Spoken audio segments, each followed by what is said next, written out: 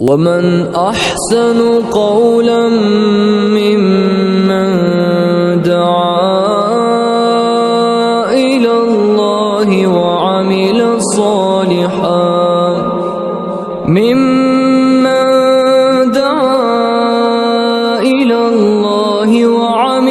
صالحا وقال إنني من المسلمين.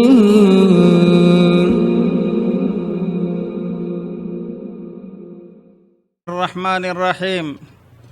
إن الحمد لله نحمده ونستعينه ونستغفره ونعوذ بالله من شرور أنفسنا ومن سيئات أعمالنا.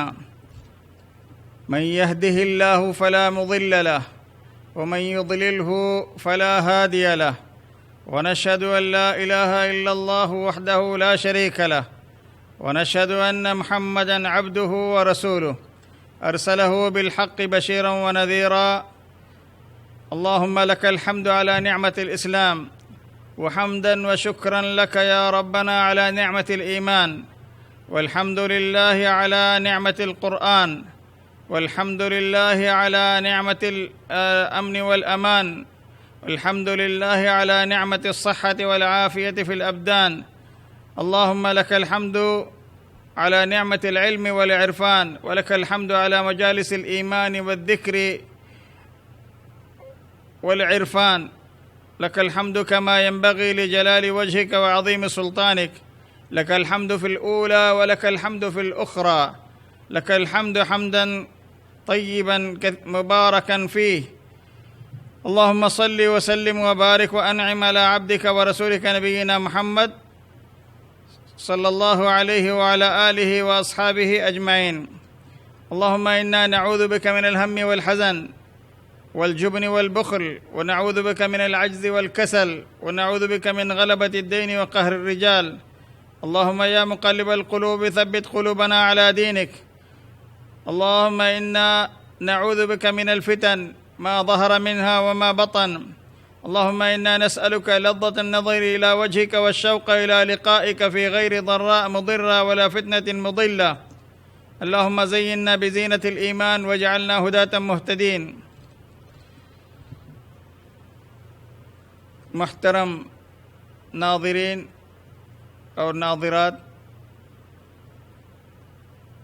سامعین اور سامعات، ہم آپ کو اسلامی طریقے سے سلام پیش کرتے ہوئے کہتے ہیں السلام علیکم ورحمۃ اللہ وبرکاتہ۔ آج ہم پھر صحیح بخاری کی کتاب الفتن کی چند نئی احادیث کی شرح پر مبنی صحیح معلومات کا خزانہ لیے ہوئے زوم پروگرام کے ذریعے سے جدہ دعویٰ سینٹر کے یوٹیوب چینل اور فیس بک پر آپ سب کا استقبال کرتے ہیں۔ ہماری پرخلوص دعائیں، نیک تمنائیں آپ کے ساتھ ہیں۔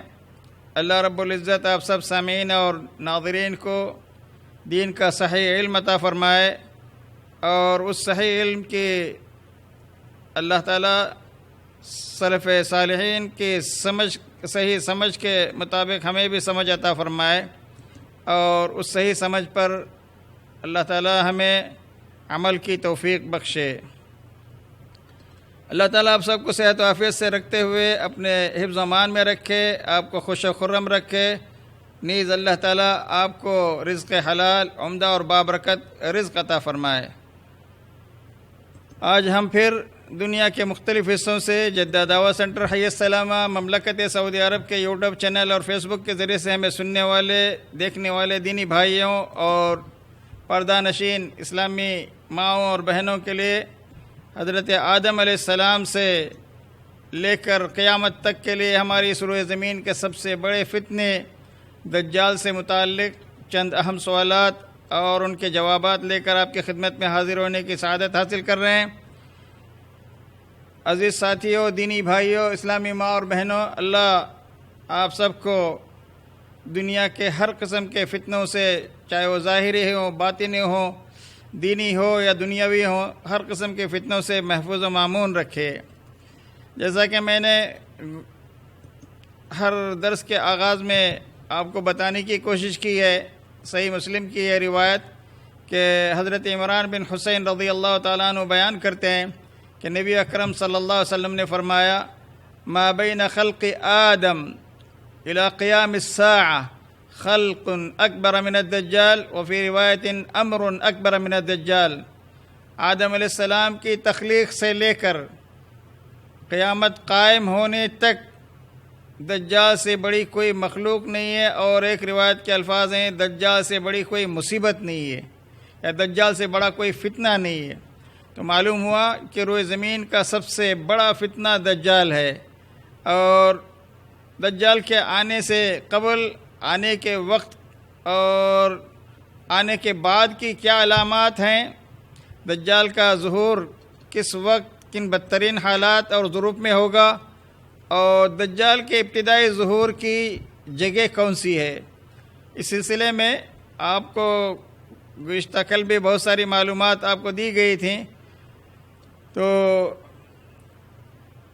فضیلت الشیخ علامہ عبداللہ ناصر رحمانی حفظہ اللہ اس سلسلے میں کہتے ہیں کہ احادیث میں اس بات کی جانب ہمیں اشارے ملتے ہیں کہ دجال کے آنے سے قبل اور آنے کے وقت اور آنے کے بعد زمین میں بکثرت بڑے ہولناک، ہیبت ناک اور تباہ کن زلزلے آئیں گے جو ساری دنیا میں بڑی تباہی اور بربادی کا سبب بنیں گے. شہر کے شہر صفحہ ہستی سے مٹ جائیں گے، نیست و نابود ہو کر رہ جائیں گے، بستی کی بستیاں تباہ و برباد ہو جائیں گی. یہ وقت ہوگا دجال کے ظہور کا، امام مہدی علیہ السلام کے خروج کا، اور عیسیٰ ابن مریم علیہ السلام کے آسمان سے نزول کا. ان حدیث میں وقت کا تعین نہیں ہے، لیکن مقام اور جگہ اور علاقے کا تعین کر دیا گیا ہے. وقت کا تعین کیوں نہیں کیا گیا، کس مہینے میں، کس دن میں، کس سال میں، اس کی حکمت یہ بتائی جاتی ہے کہ بس ہم صبر و استقلال کے ساتھ، ثبات اور استقامت کے ساتھ دین و ایمان پر قائم رہیں، گامزن رہیں. اور اس وقت جب دجال کا ظہور ہوگا ہر طرف شدید قسم کے فتنوں کی یلغار ہوگی، پوری روئے زمین بے شمار قسم کے فتنوں کی آماج گاہ بنی ہوئی ہوگی. اس وقت فتنے روئے زمین پر موسلا دھار بارش کی طرح پوری تسلسل کے ساتھ برس رہے ہوں گے، یا یوں کہیے کہ سمندر کی تلاطم خیز موجوں کی طرح ٹھاٹے مارتے ہوں گے. امام بخاری رحمۃ اللہ علیہ نے صحیح بخاری میں ایک باب ہی قائم کیا ہے، ایک باب ہی قائم کر کے کہتے ہیں الفتنۃ تموج کموج البحر، باب الفتنۃ تموج کموج البحر.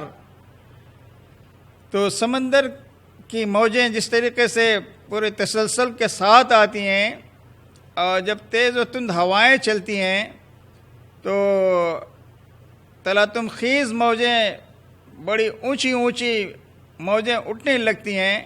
آدمی اگر ان موجوں کے سامنے جا کے کھڑا ہو جائے تو بہت ممکن ہے وہ اپنے ساتھ اس کو بہا لے جائیں اور سمندر میں غرق کر دیں.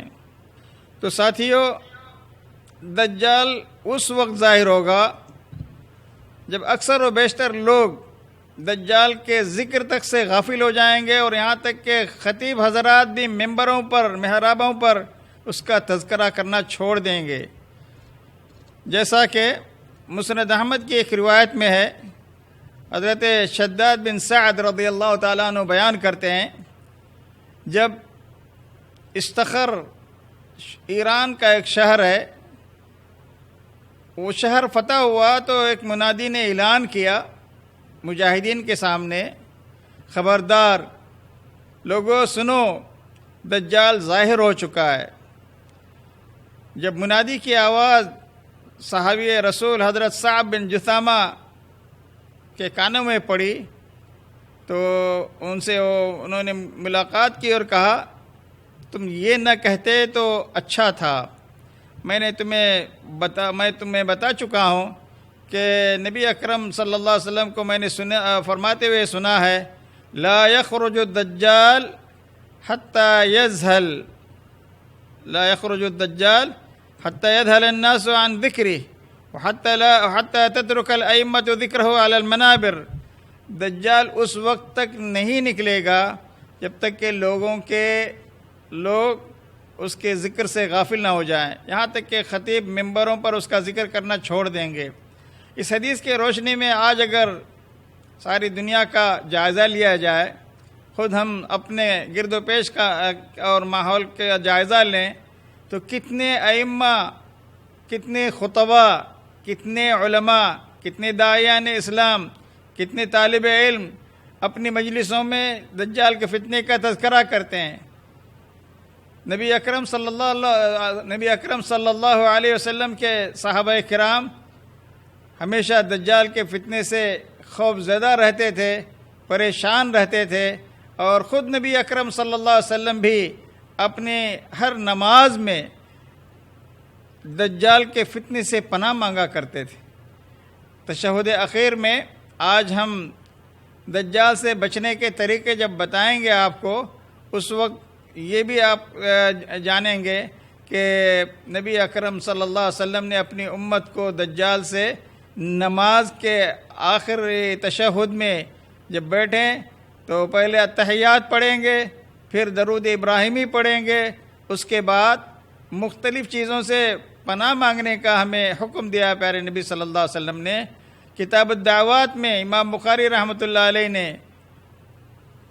ایک باب ہی قائم کیا ہے، اور ایک نہیں بلکہ 14 ابواب قائم کیے ہیں. اس میں مختلف چیزوں سے، مختلف فتنوں سے پناہ مانگنے کے احادیث ذکر کیے ہیں. تو انشاءاللہ ابھی بہت جلد ہمارا وہ فقرہ جب آپ سنیں گے تو اس میں آپ کو پتہ چلے گا کہ صحابہ کرام بھی، خود نبی اکرم صلی اللہ علیہ وسلم بھی دجال کے فتنے سے اپنی ہر نماز کے آخری تشہد میں پناہ مانگا کرتے تھے.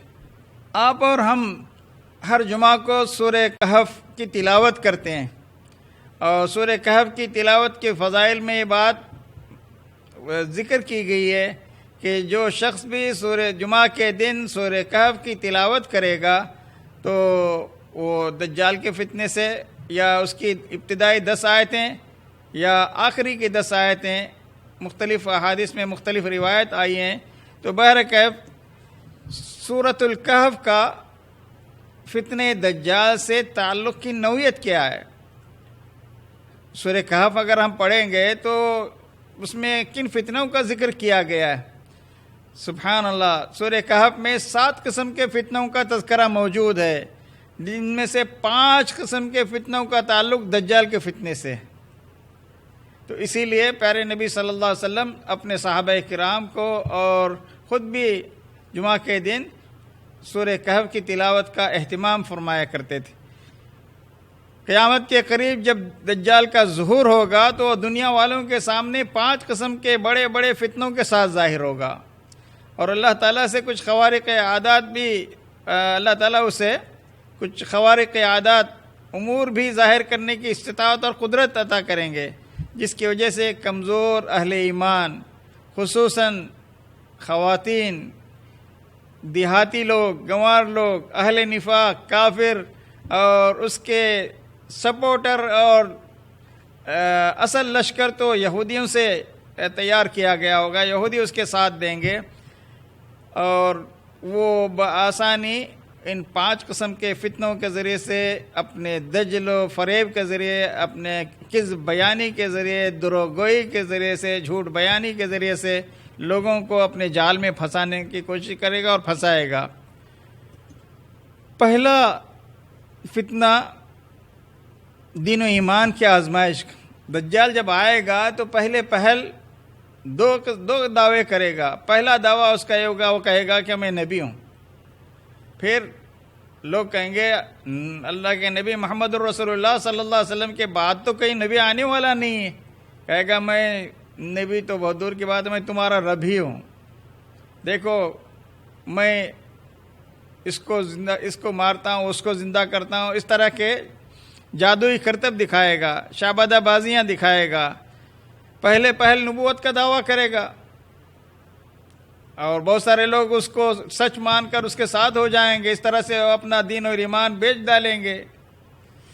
پھر ربوبیت اور الوہیت کا دعویٰ بھی کرے گا، میں تمہارا رب ہوں، میری تم عبادت کرو، مجھ پر تم ایمان لاؤ، اور وہاں کے لوگوں سے اللہ تعالیٰ کے علاوہ اپنی عبادت کا وہ مطالبہ کرے گا، کہے گا میں مارتا بھی ہوں، زندہ بھی کرتا ہوں۔ چنانچہ جو خدا اس کی خدائی کا انکار کرے گا اسے ایک بار قتل کر کے زندہ کرنے کی اللہ تعالیٰ قدرت دیں گے۔ پھر دوبارہ وہ اگر ایسا کرنا چاہے گا تو اس کو اللہ تعالیٰ کسی بھی اہل ایمان پر تسلط نہیں دیں گے۔ تو یہ ساری معلومات ہم کو کیوں سیکھنا ضروری ہے؟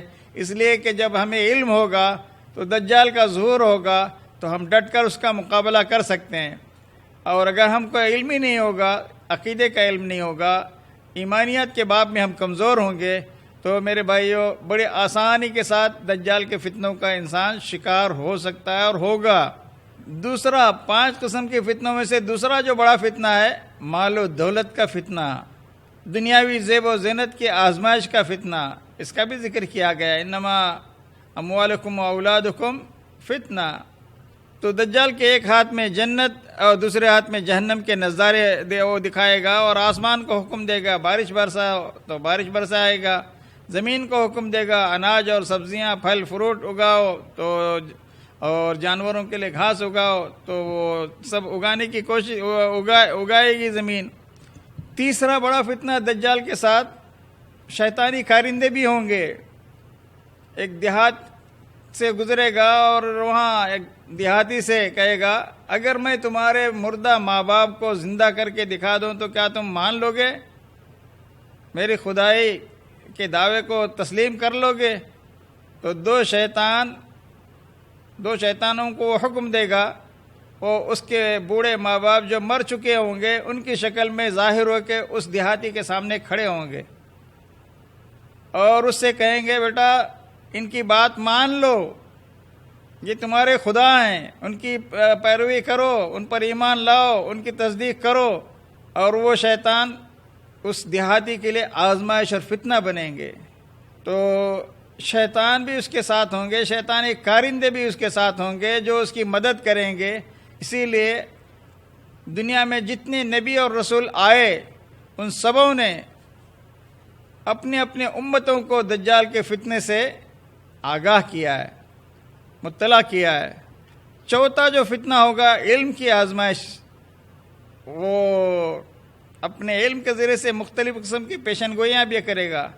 دیکھو اگر تم میری بات نہیں مانو گے تمہارا سب ستیاناش ہو جائے گا۔ ایک دیہات سے گزرے گا، گزشتہ درسوں میں آپ نے سنا، وہاں کے لوگ جب اس کا انکار کریں گے وہ دھمکی دے کے نکلے گا، دوسرے دن صبح ان کے سب جانور مر جائیں گے، فصلیں جو پکی ہوئی تیار تھیں کٹنے کے لیے سب کچھ تباہ ہو چکی ہوں گی۔ یہ آزمائش۔ تو اسی طریقے سے دجال سلطنت اور حکومت کی آزمائش کا بھی سبب بنے گا۔ اس کے ساتھ اصفہان کے یہودیوں، گزشتہ درس میں آپ کو بتایا گیا ساتھیوں، دجال مشرق سے ظاہر ہوگا۔ مشرق میں بھی آپ نے مقام اور جگہ اور شہر کا تعین کر کے بتا دیا۔ خراسان کا علاقہ ہوگا، اصفہان کا شہر ہوگا، اس شہر کے محلے کا نام بھی بتایا پیارے نبی صلی اللہ علیہ وسلم نے، الیہودیہ محلے سے وہ ظاہر ہوگا۔ تو اس قدر دقت کے ساتھ نبی اکرم صلی اللہ علیہ وسلم نے فرمایا، اور یہ بھی کہا کہ 70,000 یہودی علیہم الطیالسہ، وہ سبز رنگ کی چادریں اوڑے ہوئے ہوں گے، جبہ پوش ہوں گے، اس کے سپورٹر کے حیثیت سے وہ اس کا ساتھ دیں گے۔ تو یہودیوں دجال کا اصل لشکر وہ یہودیوں سے تیار کیا گیا ہوگا۔ تو ساتھیوں یہ 5 قسم کے فتنے دجال کے ساتھ، اور اس کے علاوہ اور بھی بہت سارے شر انگیز فتنے لے کر وہ دنیا والوں کے سامنے حاضر ہوگا۔ بہرکیف ایک اور سوال آپ کے ذہن میں، اور بہت اہم اور موسٹ امپورٹنٹ سوال آپ کے ذہن میں ابھر رہا ہوگا کہ دجال سے بچنے کا اصل ہتھیار اور حقیقی ہتھیار کیا ہے؟ کیسے ہم اس کے فتنوں کے الغار سے بچیں گے، فتنوں کی وار سے بچیں گے؟ جب بڑے بڑے اس قسم کے فتنے لے کے لوگوں کے سامنے آئے گا، اور جس وقت یہ ظاہر ہوگا دنیا میں بھوک مری کا عالم ہوگا، قحط سالی کا عالم ہوگا، بارش برسنا بند کر، آسمان سے بارش برسنا بند ہو جائے گی اور زمین اناج اگانا بند کر دے گی۔ ایسے موقع پر جب یہ آئے گا تو سبحان اللہ اس کے پاس مادی وسائل ہوں گے، اور ان وسائل کو غریب لوگ، فقراء لوگ، محتاج لوگ جو بھوک مری کے عالم سے گزر رہے ہوں گے، اور جن کے پاس جانور ہوں گے، اپنے جانوروں کے لیے چارہ ان کے پاس نہیں ہوگا، تو ایسے عالم میں جب ان کے لیے ہر قسم کی سہولتیں وہ پیش کرے گا تو ظاہر سی بات ہے یہ بہت بڑا فتنہ ہے۔ اس فتنے سے بچانے والی اگر کوئی چیز ہے اللہ کے فضل، اس کی رحمت کے بعد اہل ایمان کا سچا ایمان، خالص ایمان، یہی چیز اس کو بچا سکتی ہے دجال کے فتنے سے۔ ورنہ دیکھیں جب دجال دنیا بھر کو روند کر اور ساری دنیا پر غلبہ پا کر مدینے کا اور مکے کا رخ کرے گا، مدینے میں جب پہنچے گا تو 3 زبردست ہولناک ہیبتناک قسم کے زلزلے کے جھٹکے محسوس کریں گے مدینے کے لوگ۔ وہاں موجود منافقین، کافر سب باہر نکل جائیں گے، اور وہ کس کے ساتھ ہوں گے؟ دجال کے ساتھ ہو جائیں گے۔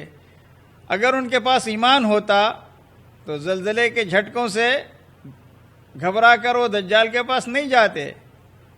تو حرمین میں سکونت اختیار کرنا بھی دجال کے فتنے سے بچنے کا ایک بہترین سبب، ایک وسیلہ، ایک بہترین طریقہ ہے اگر آدمی کو میسر ہو جائے۔ لیکن حرمین میں موجود لوگ بھی جب زلزلہ آئے گا تو ایمان نہ ہونے کی وجہ سے یا ایمان کمزور ہونے کی وجہ سے، عقیدے کے اندر پختگی نہ ہونے کی وجہ سے، مضبوطی نہ ہونے کی وجہ سے کس کے پاس جائیں گے؟ دجال کے پاس جائیں گے اور اس کی خدائی کے دعوے کو تسلیم کر لیں گے۔ تو معلوم یہ ہوا کہ دجال کے فتنے سے بچنے کے لیے اصل ہتھیار حقیقی ایمان ہے، سچا عقیدہ ہے، خالص توحید ہے۔ تو اہل توحید ہی، اہل ایمان ہی، خالص اہل ایمان ہی اس کے فتنے سے بچ سکتے ہیں اللہ کے فضل کے بعد۔ ساتھیو، ہمارا سوال یہ تھا کہ دجال کی شر انگیزیوں سے، اس کے فتنوں کی الغار سے وہ کون سے اہم طریقے ہیں یا احتیاطی تدابیر ہیں جن کو اگر ہم اختیار کریں گے تو بچ سکتے ہیں۔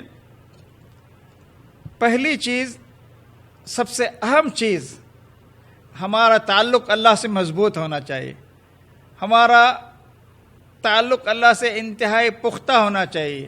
ہمارا اعتماد، ہمارا مکمل بھروسہ، صحیح معنوں میں بھروسہ، غیر اللہ کا خوف دل سے کھرچ کر نکال دینا ہوگا، اور صرف ایک اللہ معبود حقیقی کا خوف دل میں بسانا ہوگا۔ دجال کے فتنے سے بچنے کے لیے تعلق کو مضبوط کرنے کی ضرورت ہوتی ہے اپنے رب سے۔ تو تعلق کو مضبوط کیسے کیا جائے گا؟ نمازوں کی پابندی کے ذریعے سے، قرآن کی تلاوت کے ذریعے سے، پیارے نبی صلی اللہ علیہ وسلم کے احادیث کو پڑھنے، پڑھانے، سمجھنے، سمجھانے کے ذریعے سے، سیرت نبی صلی اللہ علیہ وسلم کا مطالعہ کرنے کے ذریعے سے ہم ہمارے اللہ کے ساتھ جو تعلقات ہیں اس کی کئی اہم بنیادیں ہیں۔ پہلی بنیاد تو ہے کہ وہ ہمارا خالق ہے، ہم اس کی مخلوق ہیں۔ خالق اور مخلوق میں زمین آسمان کا فرق ہے۔ وہ خالق ہے اور ہم مخلوق ہیں۔ مخلوق ہر قسم کی ضرورت مند ہوتی ہے اپنے خالق کی۔ اپنے ضروریات کی تکمیل کے لیے تمام قسم کی مخلوق کس کی طرف رخ کرتی ہے؟ خالق اعظم کی طرف رخ کرتی ہے۔ تو جب وہ خالق ہے اور ہم مخلوق ہیں تو مخلوق کو ہمیشہ اپنے خالق کی طرف ہی رجوع کرنا چاہیے، اسی پر کلی اعتماد کرنا چاہیے، اسی پر کامل بھروسہ کرنا چاہیے، اسی کی طرف اپنے ہر چھوٹے بڑے معاملے میں رجوع کرنا چاہیے۔ تو رجوع کرنے کا ایک طریقہ یہ بھی ہے کہ ہم ہمیشہ دجال کے فتنے سے اللہ سے پناہ مانگا کریں۔ اپنے روزمرہ کی دعاؤں میں صبح شام کے اذکار کے وقت بھی اللہ سے مانگیں کہ ہر قسم کے ظاہری باطنی فتنوں سے اللہ ہمیں محفوظ رکھے، اور جب جب بھی دعا کرنے کا موقع آئے تو فتنوں سے حفاظت کی دعا کرنی چاہیے اللہ سے۔ اللہم احفظنا من الفتن ما ظہر منہا وما بطن۔ مسجد سے نکلتی ہوئی ایک بڑی خوبصورت دعا سکھائی گئی ہم کو، بسم اللہ والصلاة والسلام علی رسول اللہ، اللہم انی اسألک من فضلک، اللہم عاصمنی من الشیطان الرجیم۔ شیطان سے اللہ بچا لیا آپ کو، تو شیطان دجال کے چھینٹے چیلے کون ہوں گے؟ یہی شیطان ہوں گے۔ تو شیطان کے نرغے سے، شیطان کے فتنے سے اللہ اگر آپ کو بچا لے، اور یہ بھی دعا کرنی چاہیے اللہ سے، اور یہ دعا اللہ کے نبی کو اللہ تعالیٰ کی طرف سے سکھائی گئی تھی۔ اِذَا أَرَدْتَ بِعِبَادِكَ فِتْنَةً توفنی غیر مفتون۔ اللہ تو تیرے بندوں کو فتنے اور آزمائشوں سے گزارنے کا ارادہ کر لے تو میری وفات فتنوں سے محفوظ رکھ کر مجھے وفات دینا، مجھے موت دینا۔ تو میرے بھائیوں، جب تک زندگی کے اندر خیر ہے اللہ سے گزارش کرنی چاہیے، التجا کرنی چاہیے، التماس کرنی چاہیے، درخواست کرنی چاہیے کہ اللہم بعلمک الغیب وقدرتک علی الخلق احینی ما علمت الحیات خیرا لی وتوفنی اذا علمت الوفات خیرا لی۔ اللہ تیری دو اہم صفات کے ذریعے سے میں تجھ سے سوالی ہوں، تیرا طلبگار ہوں۔ تو ہی عالم الغیب ہے اور تو ہی قادر مطلق ہے، تو ان دو صفتوں کے وسیلے سے میں تجھ سے دعا کرتا ہوں، جب تک تو جانتا ہے کہ میرا زندہ رہنا بہتر ہے تو مجھے زندہ رکھنا، اور جب تجھے علم ہو جائے کہ میرا زندہ رہنا اس وقت بہتر نہیں ہے، شر ہے، تو مجھے اٹھا لینا۔ تو فتنوں کے دور سے پناہ مانگنی چاہیے، اور خصوصاً پیارے نبی صلی اللہ علیہ وسلم کی بہت ساری دعائیں ہمیں بتائی گئی ہیں، سکھائی گئی ہیں۔ تو دجال کے فتنے سے صحیح بخاری میں کتاب الاذان میں حدیث نمبر 833 میں نبی اکرم خود پیارے نبی صلی اللہ علیہ وسلم نماز میں فتنے دجال سے پناہ مانگا کرتے تھے۔ حضرت عائشہ فرماتی ہیں کہ پیارے نبی صلی اللہ علیہ وسلم اپنے نماز میں دجال کے شر سے پناہ مانگا کرتے تھے۔ اللہم انی اعوذ بک من شر فتنۃ المسیح الدجال، اور امت کو دجال کے فتنے سے پناہ مانگنے کی تلقین بھی کیا کرتے تھے۔ صحیح مسلم میں یہ روایت 1342 نمبر پہ موجود ہے۔ رسول اللہ صلی اللہ علیہ وسلم نے صحابہ کرام سے فرمایا، تم دجال کے فتنے سے پناہ مانگو، تعوذوا باللہ من فتنۃ الدجال۔ صحابہ کرام نے ان الفاظ میں حکم کی بجاوری کی، نستعیذ باللہ من فتنۃ الدجال، ہم اللہ سے فتنہ دجال سے اللہ کی پناہ مانگتے ہیں۔ تو فوراً صحابہ کرام نے اللہ کے نبی کے حکم کی تعمیل کی۔ سنن ابن ماجہ میں باب ما جاء فی التشہد، اور سنن ابو داود میں بھی یہ روایت موجود ہے، سنن ابن ماجہ میں بھی یہ روایت موجود ہے، اور صحیح مسلم میں بھی یہ روایت موجود ہے۔ اس کو شیخ البانی نے ان تینوں روایتوں کو صحیح کہا ہے۔ حضرت ابو ہریرہ اس حدیث کے راوی ہیں، کہتے ہیں قال رسول اللہ صلی اللہ علیہ وسلم اذا فرغ احدکم من التشہد الاخیر فلیتعوذ باللہ من اربع، من عذاب جہنم ومن عذاب القبر ومن فتنة المحیا والممات ومن فتنة المسیح الدجال۔ جب تم میں سے کوئی شخص، حضرت ابو ہریرہ کہتے ہیں کہ پیارے نبی صلی اللہ علیہ وسلم نے فرمایا، جب تم میں سے کوئی شخص تشہد اخیر سے فارغ ہو جائے، اتحیات پڑھ کے، درود پڑھ کے فارغ ہو جائے، تو 4 چیزوں سے پناہ مانگو، من عذاب جہنم، جہنم کے عذاب سے، من عذاب القبر، قبر کے عذاب سے، ومن فتنة المحیا والممات، زندگی اور موت کے فتنوں سے۔ زندگی کے بڑے فتنے ہیں، ہم نے ایک مستقل درس فتنوں کے تعلق سے کتاب الفتن کو شروع کرنے سے پہلے 4-5 تمہیدی درس ریکارڈ کیے ہیں، یوٹیوب پر موجود ہیں، ان کو آپ سن لیجئے کہ 40 سے زیادہ بڑے بڑے فتنوں کا ہم نے تذکرہ کیا ہے، بڑی تفصیل کے ساتھ اس کی شرح کی ہے۔ اور آخر میں آپ نے فرمایا وَمِن فِتْنَةِ الْمَسِيحِ الدَّجَّالِ، صحابہ کرام کو آپ حکم دیا کرتے تھے کہ ان 4 فتنوں سے پناہ مانگا کرو، زندگی اور موت کے فتنے سے، عذاب قبر اور عذاب جہنم کے فتنے سے، اور سب سے اس روئے زمین کا سب سے بڑا فتنہ دجال سے۔ اسی طریقے سے صحیح بخاری کی ایک روایت ہے، اور امام بخاری نے کتاب الدعوات میں 14 ابواب قائم کیے ہیں، اور کتاب الفتن میں بھی آگے جب اس باب کا ہم احادیث کی شرح کریں گے تو بتاؤں گا کہ 14 ابواب کے ذریعے سے امام بخاری نے مختلف فتنوں سے پناہ مانگنے کا تذکرہ کیا ہے۔ کچھ لوگ کہتے ہیں کچھ لوگ کہتے ہیں کہ فتنوں سے پناہ نہیں مانگنا چاہیے، فتنوں کو آنے دینا چاہیے۔ امام بخاری کہتے ہیں کہ نہیں، تمہارا یہ خیال، تمہاری یہ رائے بالکل غلط ہے۔ امام بخاری یہ ثابت کرنا چاہتے ہیں کہ فتنے کوئی اچھی چیز نہیں ہوتی، اور جو لوگ کہتے ہیں فتنے سے پناہ نہیں مانگنی چاہیے، وہ ان کی دلیل کیا ہے؟ وہ کہتے ہیں کہ فتنے جب آئیں گے تو اہل ایمان اور اہل نفاق چھٹ جائیں گے، ان کے درمیان خط امتیاز کھینچ دیا جائے گا، یہ اہل ایمان ہوں گے یا اہل نفاق ہوں گے، فرق نمایاں طور پر ظاہر ہو جائے گا۔ وہ تو اللہ تعالیٰ جب چاہیں گے اہل ایمان کو اور اہل کفر کو چھانٹ کے رکھ دیں گے، مختلف قسم کے مصیبتوں کے ذریعے سے، مختلف قسم کے فتنوں اور آزمائشوں کے ذریعے سے۔ فتنے خیر کے ذریعے سے بھی آزمائش کی جاتی ہے اور شر کے ذریعے سے بھی آزمائش کی جاتی ہے۔ وَنَبْلُوكُمْ بِالشَّرِّ وَالْخَيْرِ فِتْنَةً۔ تو بہرکیف صحیح بخاری کی ایک روایت میں امام بخاری نے، جب وہ باب آئے گا تو ہم اس کے بہترین طریقے سے انشاءاللہ اللہ کی توفیق سے شرح کریں گے۔ یہاں حضرت عائشہ رضی اللہ تعالیٰ عنہا کی ایک روایت ہے، صحیح بخاری میں 6377 نمبر پہ موجود ہے۔ تو حضرت عائشہ کہتی ہیں کہ ان النبی صلی اللہ علیہ وسلم کان یقول، پیارے نبی صلی اللہ علیہ وسلم یہ دعا اکثر و بیشتر دعا کیا کرتے تھے، اللہم انی اعوذ بک من الکسل والحرم، اللہ میں کسل مندی سے، سستی سے تیری پناہ مانگتا ہوں، اللہ کھوسٹ بڑھاپے سے، انتہائی بڑھاپے سے بھی پناہ مانگتا ہوں۔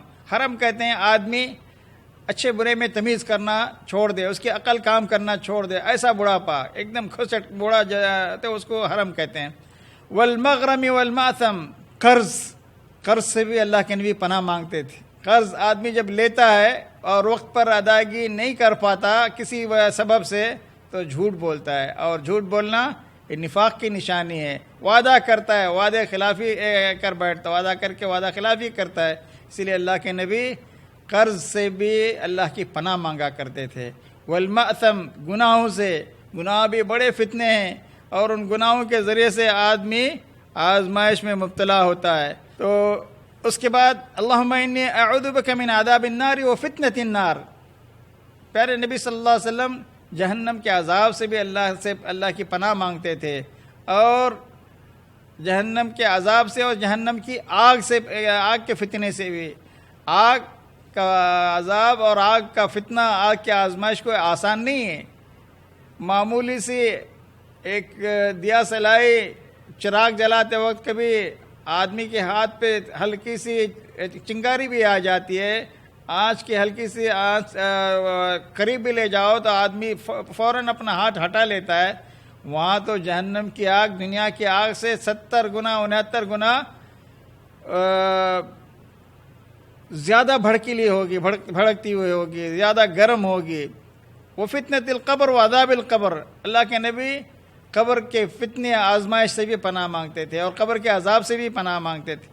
اور ایک دو چیزیں اور بھی اس حدیث میں ہیں، وہ شر فتنۃ الغنا و شر فتنۃ الفقر، تونگری، مال و دولت کے فتنے سے بھی اللہ کے نبی پناہ مانگتے تھے۔ دولت آتی ہے تو دولت اپنے ساتھ بہت سارے گناہوں کو گھسیٹتے ہوئے لاتی ہے، اور تن آسانیاں پیدا ہوتی ہیں۔ دولت کسی کے گھر میں دروازے سے داخل ہوتی ہے تو راحت، آرام پسندی، آسائش آدمی اس کے کھڑکی کے دروازے سے داخل ہونا شروع ہوتے ہیں، تو عبادتوں میں سستی کرنے لگتا ہے آدمی، اللہ کی نعمتوں کا صحیح استعمال نہیں کر پاتا، اور اس دولت کا صحیح مصرف اگر نہ استعمال کرے، پھر اگر وہ حلال طریقے سے نہ کمائے اور حلال طریقے سے کمانے کے بعد حرام طریقے سے اس کو صرف کرے، یہ بھی بہت بڑی آزمائش ہوتی ہے۔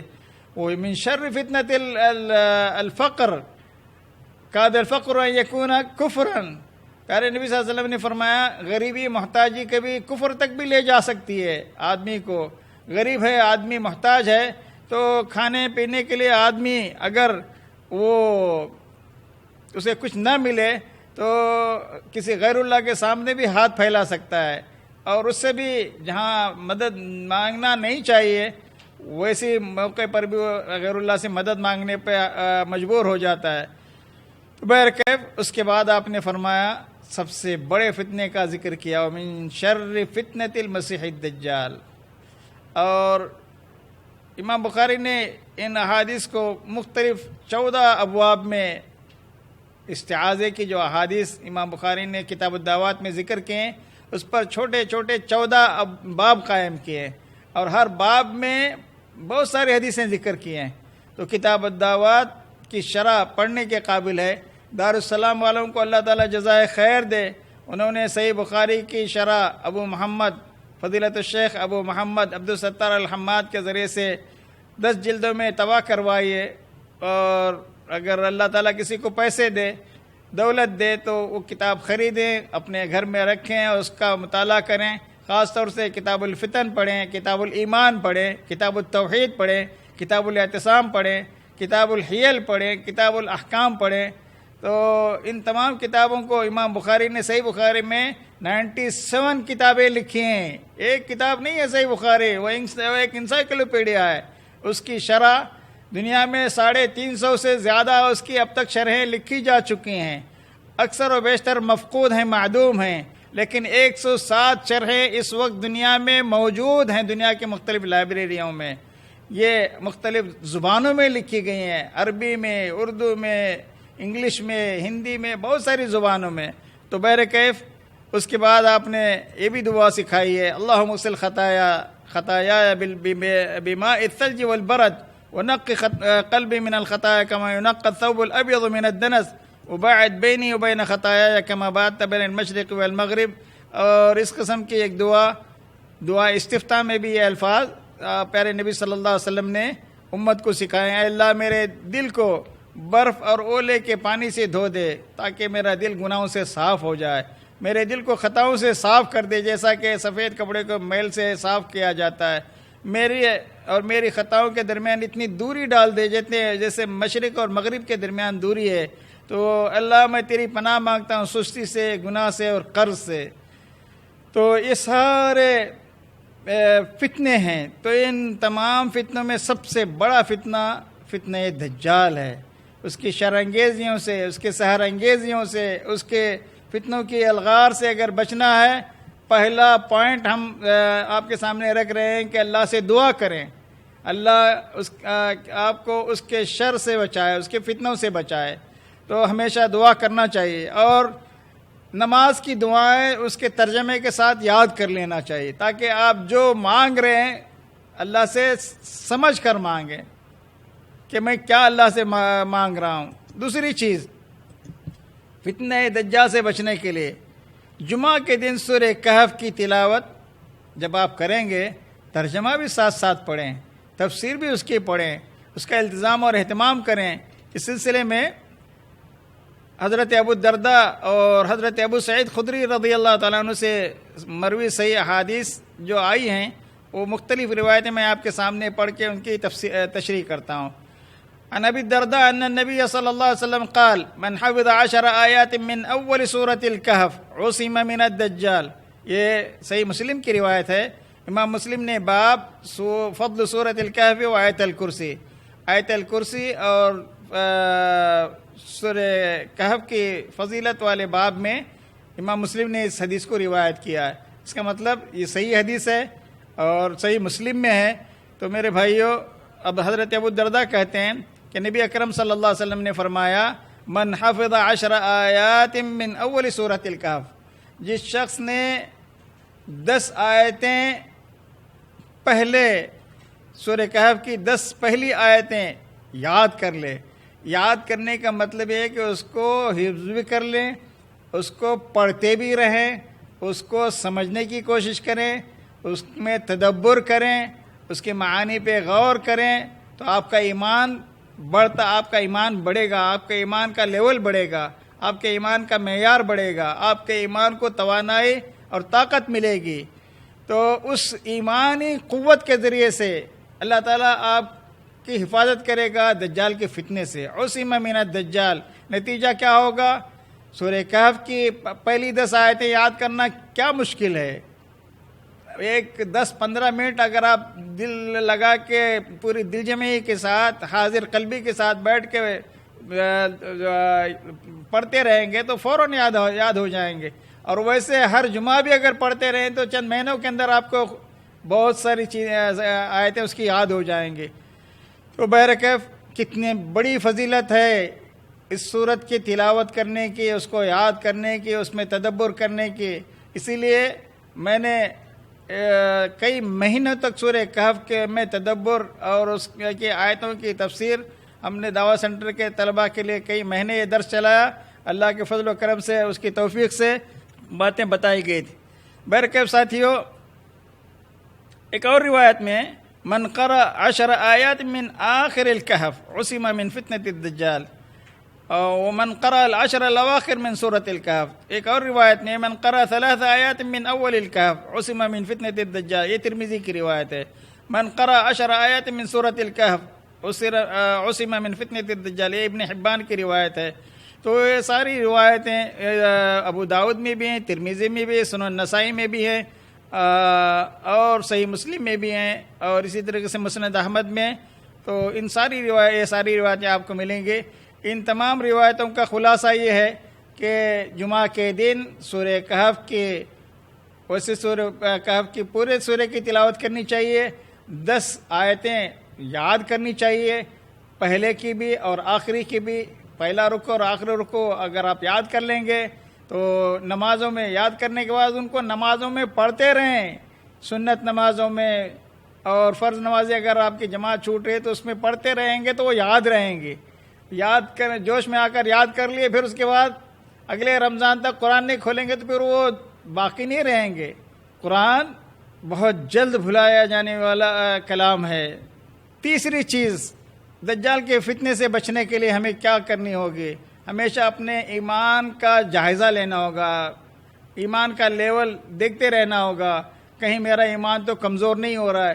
کون سی چیزیں جو ایمان کو طاقتور بناتی ہیں، توانائی دیتی ہیں، تقویت پہنچاتے ہیں، ان چیزوں کو اختیار کرنا ہوگا۔ ہم نے کتاب الایمان صحیح بخاری کی جب شرح کی تھی کئی سال پہلے، اور گزشتہ سال بھی ہم نے درس شروع کیا، اور اب کچھ مجبوریوں کی وجہ سے وہ سلسلہ رکا ہے۔ بہت جلد انشاءاللہ ہم اس کو یوٹیوب پر بھی ڈال دیں گے۔ تو ساتھیوں، 25 وسائل اور اسباب کا ہم نے تذکرہ کیا تھا، آپ کے ایمان کو توانائی دینے والے، طاقتور بنانے والے، تقویت پہنچانے والے امور 25 وسائل اور اسباب ہیں۔ اس میں سب سے پہلا سبب ہے ایمانی کمزوری کو دور کرنے کے لیے، ہمارے سب سے پہلا سبب ہے علم حاصل کرنا۔ علم کی علماء کرام نے 2 قسمیں بیان کی ہیں، ایک ہے اللہ تعالیٰ کی ذات و صفات کا علم، دوسرا ہے اللہ تعالیٰ کے اوامر اور احکام، نواہی اور زواجر کا علم۔ تو آج بہت سارے لوگ اللہ تعالیٰ کے بارے میں، توحید کے بارے میں آپ ان سے کہیں گے تو لیکچر بھی دیں گے، لیکن عملی دنیا میں جب آزمائشوں سے گزریں گے ان کی توحید گل ہو جائے گی۔ کیوں؟ ایمان کی تقویت کے وہ اسباب انہوں نے اختیار نہیں کیے۔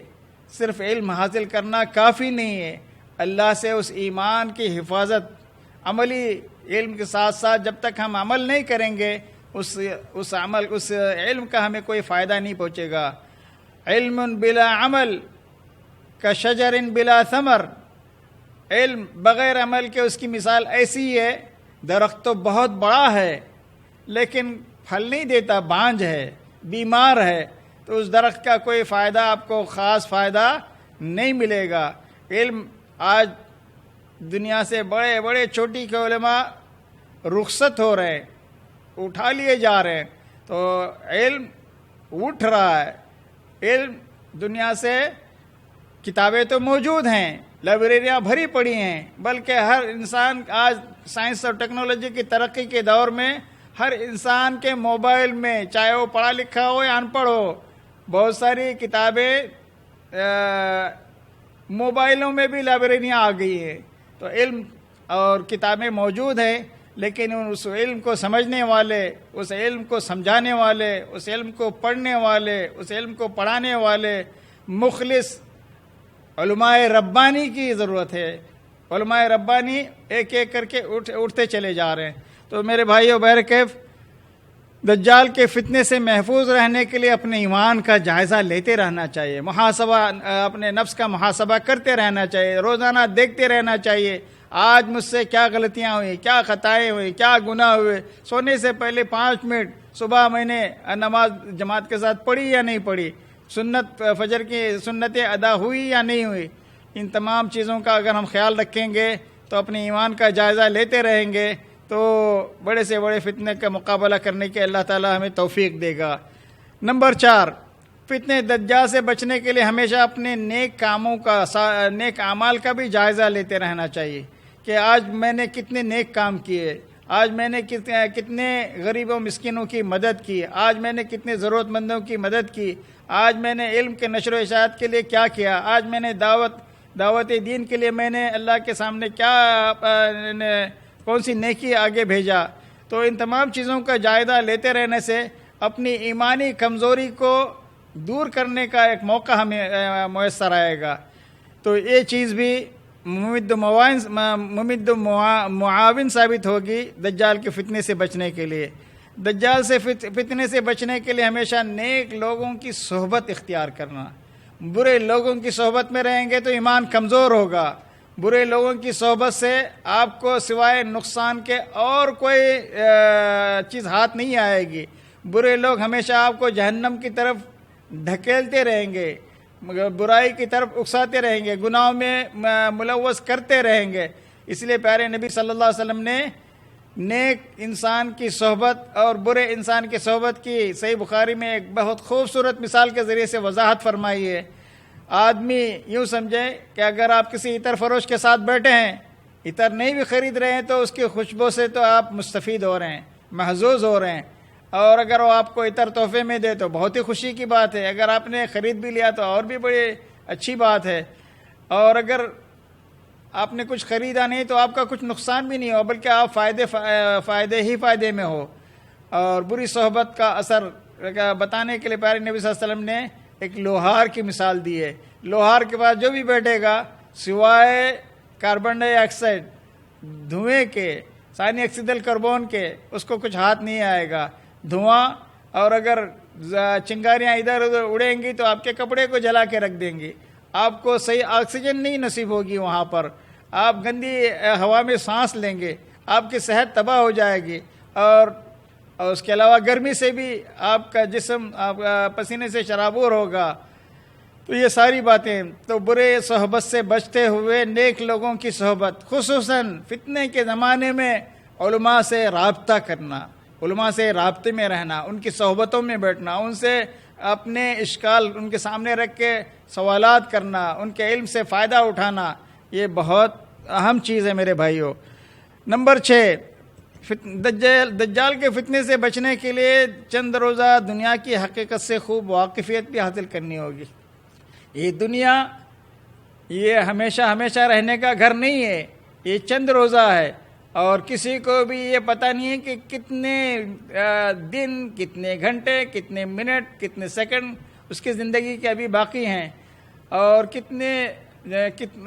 کس قدر جلدی اچانک آدمی بیٹھا ہے، تھوڑا سا سینے میں درد شروع ہوا، لوگ اس کو فرسٹ ایڈ پہنچانے سے پہلے ہی راستے میں ہاسپٹل کو لے جاتے ہوئے بھی وفات ہو جاتی ہے، گھر بیٹھے بیٹھے وفات ہو جاتی ہے۔ سوئے ہوئے انسان کو بہت سارے لوگوں نے دیکھا جاگا تو مرا ہوا تھا۔ تو میرے بھائیوں، اس دنیا کی کوئی چیز پائیدار نہیں ہے، اس دنیا کی کوئی چیز، کسی چیز کو دوام حاصل نہیں ہے۔ دوام یہاں صرف اللہ کی ذات کو حاصل ہے، اللہ کی صفات کو حاصل ہے۔ اللہ کی ذات اور اس کی صفات ہمیشہ باقی رہنے والی چیزیں ہیں۔ اس روئے زمین پر جو چیز بھی آئی ہے، موجود ہے، وہ ایک دن فنا ہو کے رہے گی اور اس کو موت کے گھاٹ اتارا جائے گا، موت کا مزہ اس کو چکھایا جائے گا۔ کل نفس ذائقۃ الموت ونبلوکم بالشر والخیر فتنہ، ہر نفس کو موت کا مزہ چکھنا ہے اور ہم تمہیں شر اور خیر کے ذریعے سے آزماتے رہیں گے، فتنے میں مبتلا کرتے رہیں گے، ابتلا کے مرحلے سے گزارتے رہیں گے۔ نمبر 7، فتنے دجال سے بچنے کے لیے شیطان کے مکر و فریب سے بھی، شیطان کے مکر و فریب کے وسائل کیا ہیں، ان وسائل سے بھی واقفیت ضروری ہے۔ کن کن وسائل کو استعمال کر کے انسان کو وہ گمراہ کرنے کی کوشش کرتا ہے۔ اس کی سب سے پہلی کوشش تو یہ ہوتی ہے کہ انسان کو شرک میں مبتلا کرے، کفر میں مبتلا کرے۔ اگر دیکھتا ہے کہ بڑا پکا توحید پرست ہے، خالص ایمان اس کے پاس ہے اور اللہ کے علاوہ کسی سے ڈرتا نہیں ہے، اس کا مکمل بھروسہ صرف اللہ کی ذات ہی پر ہے، غیر اللہ کا خوف کھرچ کر اس نے دل سے نکال دیا ہے، کتنے بھی بڑی سے بڑی مصیبتیں آزمائشیں آتی ہیں تو اللہ کی طرف سے سمجھ کر اس پر صبر کرتا ہے، تو ایسی صورت میں وہ ایک دوسرا وار کرتا ہے۔ شرک سے بچ گیا، کفر سے بچ گیا تو بدعتوں میں اس کو بدعتوں کو خوبصورت بنا کے پیش کرتا ہے۔ مثال کے طور پر کہتا ہے دعا کرنا عبادت ہے اور اللہ کے نیک بندوں کو واسطہ اور وسیلہ دے کر دعا کرو، وہ بڑے نیک تھے، لیکن دعا عبادت ہے، اس میں کوئی شک نہیں ہے۔ لیکن ایک اصل عبادت کو اپنی طرف سے بدعت کو مزین کر کے پیش کر رہا ہے شیطان۔ تو اگر آدمی اس کی بات مان لیا، شیطان کے اس مکر و فریب میں آ گیا، تو پھر اس کو توبہ کی توفیق نصیب نہیں ہوتی، وہ تو نیکی سمجھ کے کرتے رہتا ہے پوری زندگی میں، اور اسی پر اگر اس کا خاتمہ ہو گیا تو پھر پورے نیک اعمال ضائع ہو جاتے ہیں۔ اللہ کے نبی کے پاس جب میدان محشر میں جام کوثر پینے کے لیے آئے گا بدعتی، تو فرشتے اس کو دھتکار دیں گے۔ اللہ کے نبی کہیں گے یا رب اصحابی، اللہ یہ میرے ساتھی ہیں، میری امتی ہیں، اور ایک روایت میں اصحابی، یہ چھوٹے چھوٹے میرے امتی ہیں۔ کہیں گے لا تدری ما احدثوا بعدک، آپ کو نہیں پتا انہوں نے آپ کے بعد آپ کے لائی ہوئی شریعت میں کس قدر تبدیلیاں کی تھی، کیسے کیسے نئی نئی بدعتیں انہوں نے ایجاد کی تھیں۔ تو پیارے نبی صلی اللہ علیہ وسلم کہیں گے سحقا سحقا لمن غیر بعدی، دوری ہو، لعنت ہو، پھٹکار ہو، دھتکار ہو ان لوگوں پر، ان کو دور کرو، انہوں نے میرے اللہ کی طرف سے پیش کیے ہوئے دین میں تبدیلی کی ہے، تو بہت بڑا گناہ ہے۔ تو اس لیے میرے بھائیو، شیطان کے مکر و فریب سے بچنے کی کوشش کرو۔ شیطان کے 7 قسم کے رکاوٹیں نیکی کے راستے میں وہ پیش کرتا ہے۔ اس کے علاوہ ہم نے ایک مستقل درس میں ہمارے دعویٰ سینٹر کے طلباء کو بتایا تھا کہ وہ 50 سے زیادہ وسائل جو عام طور پہ دنیا میں پائی جاتی ہیں، ان چیزوں کو استعمال کر کے انسان کو نیکی کے راستے سے ہٹانے کی کوشش کرتا ہے۔ تو جب تک ہم شیطان کے مختلف قسم کے وار اور اس کے فتنوں کے الغار سے بچنے کے وسائل نہیں جانیں گے تو بہت ممکن ہے اس کے فتنوں میں پڑ جائیں گے۔ فتنہ دجال سے بچنے کے لیے آپ نے گزشتہ کئی درسوں میں وہ روایت سنی صحیح مسلم کی، ایک مومن نوجوان جب وہ مدینہ پہنچے گا تو مدینے سے نکلے گا اور وہ راستے میں اس کو دجال کے کارندے ملیں گے، اس کے شیطانی چیلے چانٹے ملیں گے، کہیں گے کہاں جا رہے ہو؟ وہ نوجوان کہے گا، اور اس دور کا اس زمانے کا سب سے بہترین، سب سے صالح اور نیک نوجوان ہوگا، وہ کہے گا میں نے سنا ہے کہ مدینہ کے باہر دجال نے قیام کیا ہے، اس کے پاس جا رہا ہوں۔ تو وہ پوچھیں گے کہ کیا تم ہمارے رب پر ایمان رکھتے ہو؟ کہے گا کہ نہیں، میں اپنے رب کو خوب پہچانتا ہوں، وہ میرا رب نہیں ہو سکتا، اور میں اس کو دیکھ لوں گا تو اچھی طرح فوراً پہچان لوں گا، کیونکہ میرے نبی نے اس کے بارے میں ساری صفات بتا دی ہیں، اس کے اوصاف بتا دیے ہیں، اس کے جسمانی اور اس کے جادوئی کرتب اور شعبدہ بازیوں کے بارے میں سب کچھ ہمیں بتا دیا ہے، مجھے دیر نہیں لگے گی اس کو پہچاننے میں۔ کہیں گے اس کو مار ڈالو۔ پھر کچھ آپس میں بات کریں گے، اس کے کارندے کہیں گے ہمارے رب کا حکم ہے کہ اس کے حکم کے بغیر کسی کو قتل نہیں کرنا چاہیے، اس کو لے چلو۔ جب وہ لے کے جائیں گے وہاں دجال کے پاس تو فوراً پہچان لے گا اس کے پیشانی پہ لکھا ہوا کافر وہ پڑھ لے گا اور وہ اس وقت کہے گا کیا تم مجھ پر ایمان نہیں رکھتے؟ کہے گا بالکل نہیں، تم دجال ہو، تم کذاب ہو، تم جھوٹے ہو، تم وہی دجال ہو جس کے بارے میں ہمارے نبی نے ہم کو خبردار کیا تھا، آگاہ کیا تھا، بتایا تھا۔ کہے گا اگر لوگوں یہ مجھے جھٹلا رہا ہے، دیکھو اگر میں نے اس کو قتل کیا اور پھر اس کو زندہ کیا، کیا تب بھی تم میرے معاملے میں شک و شبہ میں پڑ جاؤ گے؟ لوگ کہیں گے نہیں۔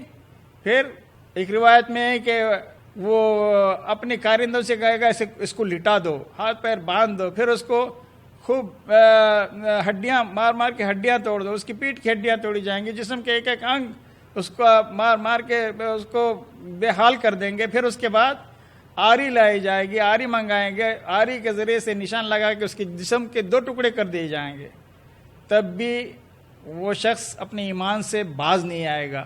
اس کو یقین ہوگا، اس کو دین کا صحیح علم ہوگا، پیارے نبی کی احادیث کا صحیح علم ہوگا، اللہ کے صحیح معرفت ہوگی، اللہ کے اسماء و صفات کا حقیقی معنوں میں صحیح علم رکھتا ہوگا، عقیدے میں پختہ اور پکا ہوگا۔ پھر اتنی دور اس کے جسم کے 2 ٹکڑے کر کے اتنی دور پھینکے گا جتنی دور تیر جا کے پہنچتا ہے۔ پھر دونوں جسم کے دونوں دھڑوں کے درمیان یہ ٹہلتا رہے گا دجال۔ پھر اس کے بعد وہ کہے گا کہ دیکھو اب میں اس کو زندہ کرتا ہوں۔ پھر بلائے گا، وہ دونوں ٹکڑے آ کے جمع ہوں گے، پھر انسانی شکل میں زندہ انسان کی شکل میں کھڑا ہوگا۔ پھر پوچھے گا اب تو مانو گے؟ کہے گا اب تو میں زیادہ یقین والا ہو گیا ہوں، میری بصیرت بہت اچھی طرح سے بیدار ہو چکی ہے، مجھے اب کوئی شبہ اور شک نہیں ہے کہ تم ہی دجال ہو، تم جھوٹے ہو، تم مکار ہو، تم فریبی ہو، تم فراڈی ہو، تم کو میں نہیں ماننے والا۔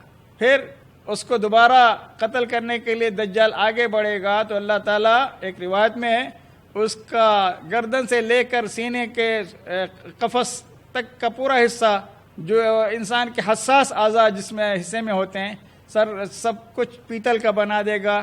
دجال کا وار اس پر کام نہیں کرے گا، تو دجال ایک مرتبہ اپنا شعبدہ بازی کرے گا تو دوبارہ وہ شعبدہ بازی، وہ جادوئی کرتب، وہ فتنہ انگیزی نہیں کر سکے گا۔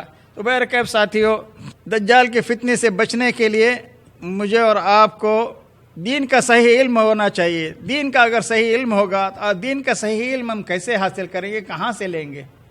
آج ایک بہت اہم ترین درس ہمارا مغرب کے بعد فضیلت الشیخ کفایت اللہ ثنابولی جو i+ ٹی وی کے مقرر بھی ہیں اور اینکر بھی ہیں اور بہت سارے پروگرام بھی پیش کرتے ہیں i+ میں، کافی عرصے سے i+ کے ساتھ 5 سال سے وہ لگے ہوئے ہیں، اور ہمارے زید خالد پٹیل کے 3 دعویٰ سینٹر سے وہ منسلک ہیں بمبئی میں۔ تو بہت اہم چیز ہے، علم کتاب و سنت سے لیا جائے گا، کس کے ذریعے سے لیا جائے گا، کس سے حاصل کیا جائے گا؟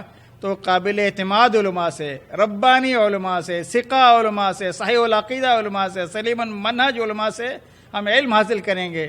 ایرے غیرے نتھو خیرے سے علم حاصل نہیں کریں گے، گوگل کے ذریعے سے چند کسی کے لیکچر سن کے یوٹیوب پہ لیکچر پر لیکچر اپلوڈ کرنے والوں سے علم نہیں حاصل کیا جائے گا۔ علم حاصل کرنے کے لیے اس کا بیک گراؤنڈ دیکھا جائے گا، یہ کن علماء سے اس نے علم حاصل کیا ہے، اس کا بچپنا کہاں گزرا ہے، اس کے ماں باپ کون ہیں، اس کا خاندان کیسا ہے، اور یہ کن کن علماء سے علم حاصل کرنے کے لیے کتنے سفر کیے، حدیث کی کتابیں اس نے کس سے پڑھی، ان کا عقیدہ اور ان کی فکر کیسی ہے، کس منہج کے وہ لوگ تھے۔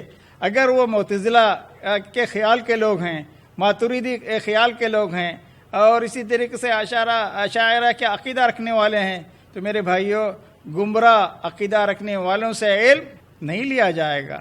سلف صالحین صحابہ کرام کے عقیدے کے مطابق علم رکھنے والوں سے علم حاصل کیا جائے گا۔ بہرکیف دجال کے فتنے سے بچنے کے لیے قرآن و حدیث کے صاف اصلی سرچشموں سے علم لینا ہوگا اور ربانی علماء سے علم حاصل کرنا ہوگا، اور ساتھ ہی ساتھ علماء سے ہمیشہ رابطے میں رہنا ہوگا۔ فتنہ دجال سے بچنے کے لیے 9واں ایک اصول یہ ہے کہ ہمیشہ آخرت کی کامیابی کو انسان اپنا نصب العین بنائے، ہمیشہ اس کی فکر آخرت کی فکر ہو۔ دنیا جو آپ کی قسمت میں لکھی ہوئی ہے، جب تک آپ کا رزق آپ تک نہیں پہنچے گا آپ کی موت نہیں آئے گی۔ یہ لکھ کے رکھ لیجئے اپنے دل میں، اس بات کو اچھی طرح سے یقین کر لیجئے، جب تک آپ کے رزق کا آخری دانہ آپ کے حلق میں نہیں پہنچے گا اس وقت تک آپ کو موت نہیں آئے گی۔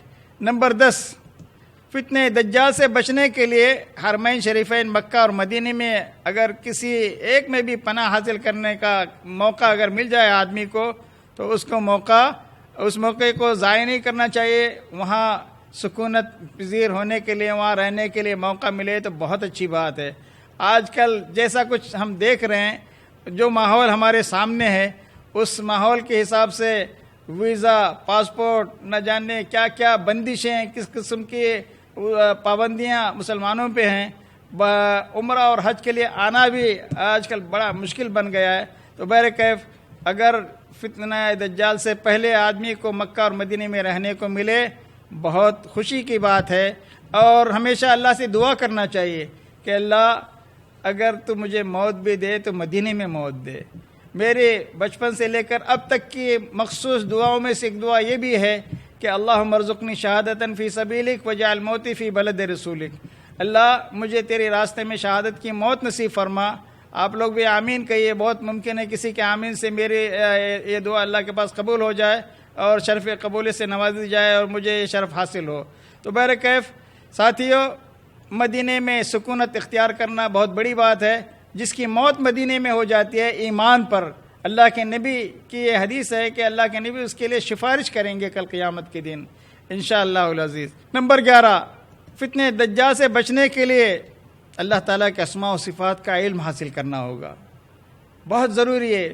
پیارے نبی صلی اللہ علیہ وسلم کی ایک حدیث میں ہے، آپ کی توجیہات کو یاد رکھنا ہوگا، آپ کے ارشادات کو مد نظر رکھنا ہوگا، آپ کی تعلیمات کو ہمارے اپنے نصب العین رکھنا ہوگا۔ پیارے نبی صلی اللہ علیہ وسلم نے فرمایا کہ انہ